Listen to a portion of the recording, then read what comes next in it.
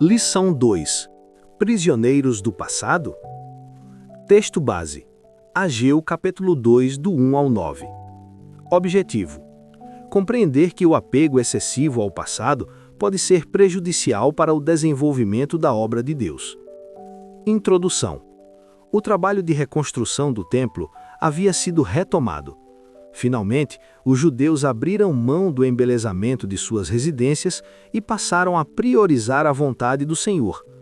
Como vimos na lição passada, após ouvirem a mensagem proclamada pelo profeta Ageu, eles deixaram as desculpas de lado, arregaçaram as mangas e, com temor a Deus, agiram para concluir a obra que ficaria estagnada por mais de uma década. Contudo, o povo precisava perseverar nessa importante tarefa. Quase 2 meses após a retomada da reconstrução do templo, o profeta Ageu foi novamente acionado por Deus para levar ao povo uma mensagem de ânimo. Era fácil desanimar quando as lembranças do antigo templo de Salomão vinham à tona. Enquanto os judeus se permitissem aprisionados ao passado, dificilmente dariam passos relevantes ao futuro. Primeira parte. Assim diz o Senhor. Era do interesse de Deus que a reconstrução do templo fosse concluída, pois significava a restauração da verdadeira adoração em Jerusalém, e seria um testemunho às nações incrédulas que observavam o povo de Deus naquele lugar. O segundo sermão proclamado por Ageu, capítulo 2, do 1 ao 9, encoraja os judeus a continuarem a obra. Para melhor compreensão, analisaremos esse trecho sob 3 perspectivas a seguir. 1.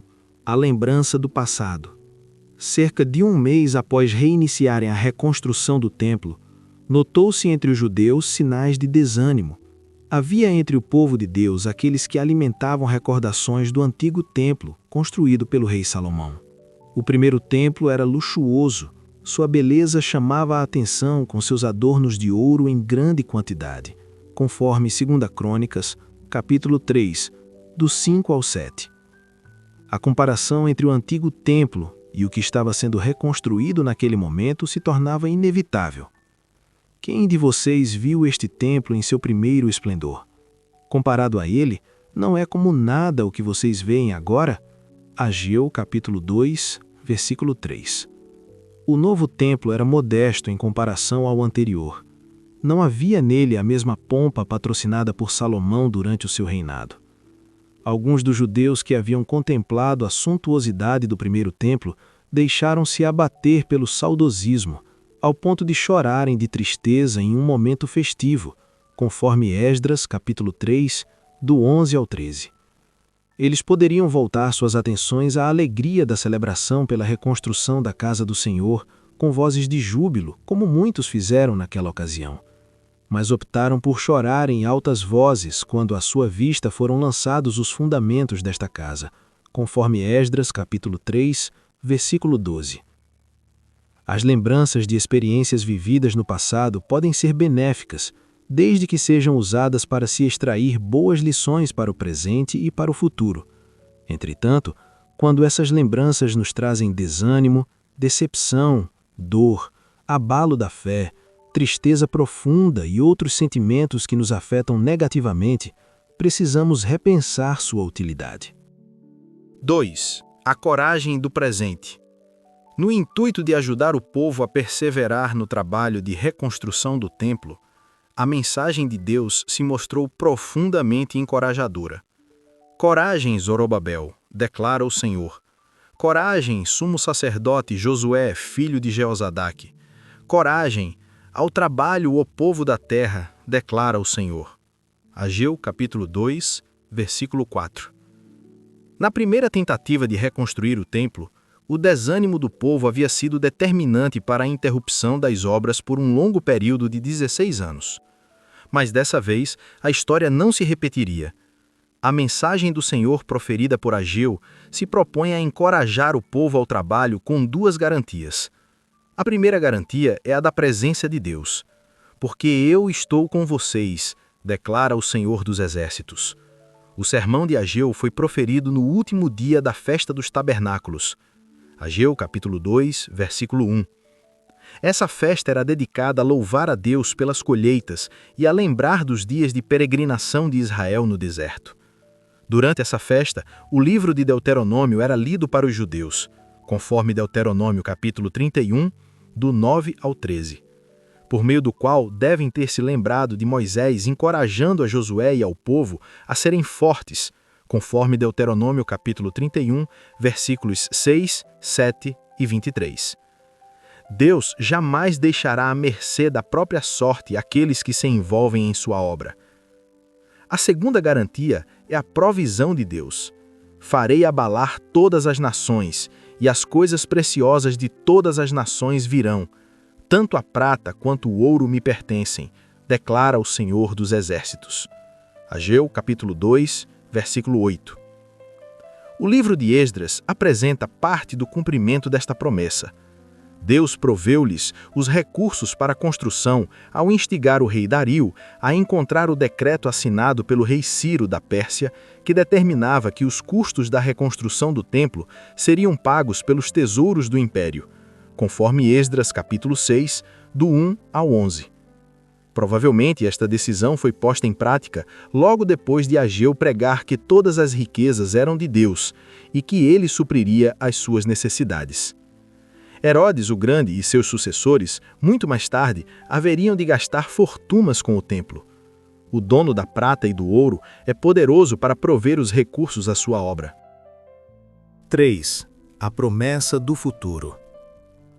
Ao mesmo tempo em que o povo de Deus lida com as lembranças da suntuosidade do antigo templo e com o esforço divino visando seu encorajamento, ele se depara com uma promessa esplêndida. A glória deste novo templo será maior do que a do antigo, diz o Senhor dos Exércitos. Ageu capítulo 2, versículo 9. O trabalho que os judeus estavam realizando para a reconstrução do templo não seria em vão. Apesar de o templo antigo haver sido detentor de considerável glória, ele não superaria a glória do novo templo. E o profeta não estava falando de beleza física.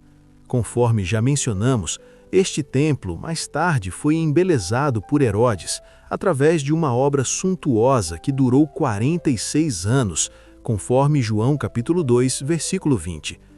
Contudo, a glória da última casa não tem a ver com as melhorias promovidas por Herodes. A glória da última casa foi a presença de Jesus. Nos seus pátios, o Filho de Deus caminhou e o embelezou. O texto ainda diz: "E neste lugar estabelecerei a paz, declara o Senhor dos Exércitos." Ageu capítulo 2, versículo 9. Todas as bênçãos que Cristo veio trazer podem ser resumidas na palavra paz.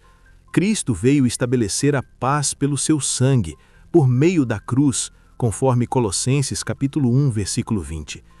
Inclusive, o véu no templo em Jerusalém, por ocasião da morte de Cristo, rasgou-se de alto a baixo, conforme Mateus capítulo 27, versículo 51, mostrando que o caminho até Deus, desde aquele instante, está aberto.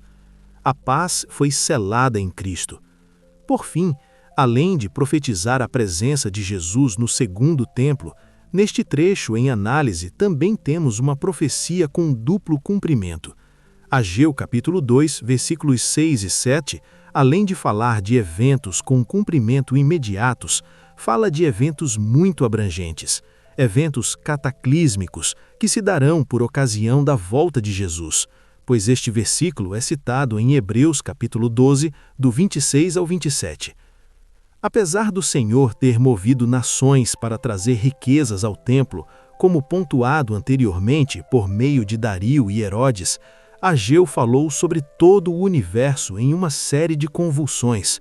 Isso só se cumprirá plenamente na segunda vinda de Cristo. Essa gloriosa promessa da manifestação de Jesus no novo templo e da sua volta no final dos tempos mostra o profundo valor do trabalho perseverante que o povo de Deus estava realizando naquele momento da história. Em vez de ficarem olhando para o passado, eles deveriam mirar aquilo que Deus ainda iria fazer. Pergunta 1. Após ler Ageu capítulo 2, versículo 3 e o item 1, comente com a classe sobre o motivo pelo qual alguns judeus alimentavam recordações do antigo templo. Pergunta 2. De que maneira Deus encorajou o povo a perseverar no trabalho de reconstrução do templo? Responda com base em Ageu capítulo 2, versículo 4 e no item 2. Pergunta 3. Comente sobre as garantias da presença e da provisão de Deus, com base no item 2 e nos textos de Ageu capítulo 2, versículos 4, 7 e 8. Pergunta 4. Por que a glória do segundo templo seria superior à do antigo? Responda com base em Ageu capítulo 2, versículo 9 e no item 3. Segunda parte. Lições para viver. 1. Sirva a Deus no presente sem se prender ao passado.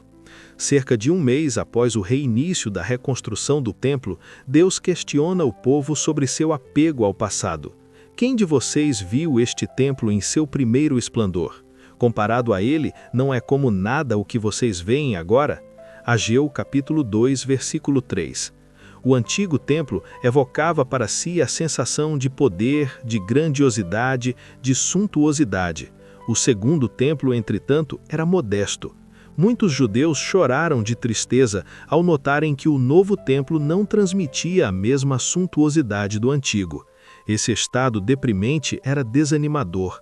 Mas eis a recomendação do versículo seguinte: coragem, ao trabalho, ó povo da terra. Não devemos permitir que o saudosismo do passado nos impeça de servir a Deus no presente. A atitude do apóstolo Paulo é digna de nota. Esquecendo-me das coisas que para trás ficam e avançando para as que estão diante de mim, prossigo para o alvo. Filipenses capítulo 3, versículos 13 e 14. Pergunta 5. De que maneira o apego ao passado pode prejudicar o serviço que realizamos para Deus no presente? 2. Sirva a Deus no presente sem se esquecer do futuro. Por mais que alguns judeus tenham se entristecido ao perceberem que o novo templo não teria o embelezamento do templo construído por Salomão, eles puderam ouvir claramente o recado de Deus através do profeta Ageu. A glória deste novo templo será maior do que a do antigo, diz o Senhor dos Exércitos. E neste lugar estabelecerei a paz, declara o Senhor dos Exércitos. Ageu, capítulo 2, versículo 8. Ao contrário do que se poderia imaginar, o segundo templo, aquele que estava sendo reconstruído com o suor do rosto do povo, seria mais glorioso do que o primeiro, pois nele Jesus, o Filho de Deus, se manifestaria. Os judeus precisavam se dedicar ao templo sem perder de vista a manifestação do Messias. Enquanto trabalhamos para Cristo, continuemos a vislumbrar o seu retorno. Ele se manifestará novamente em poder e glória, conforme Mateus capítulo 24, versículo 30. Pergunta 6. Você concorda que em nossos dias muitos cristãos precisam retornar ao foco na esperança da manifestação de Jesus no final dos tempos? Como podemos ajudá-los nesse sentido? Desafio da semana. No estudo de hoje, fomos instigados a analisar o segundo sermão proferido pelo profeta Ageu, a partir de 3 importantes perspectivas. A primeira delas nos instigou a perceber que o apego ao passado pode ser um forte obstáculo à continuidade do serviço a Deus. A segunda nos ajudou a enxergar o empenho do Senhor em animar seu povo a permanecer empenhado na vontade dele. Por fim, a terceira perspectiva direciona o povo de Deus a nutrir sua esperança na certeza de que o Messias se manifestaria no futuro. O nosso desafio para a semana é conectar essas lições à nossa vida, buscando responder às seguintes perguntas. O apego ao passado tem atrapalhado a nossa vida espiritual? Temos buscado ânimo para servirmos a Deus? A nossa esperança tem se voltado para a manifestação de Jesus?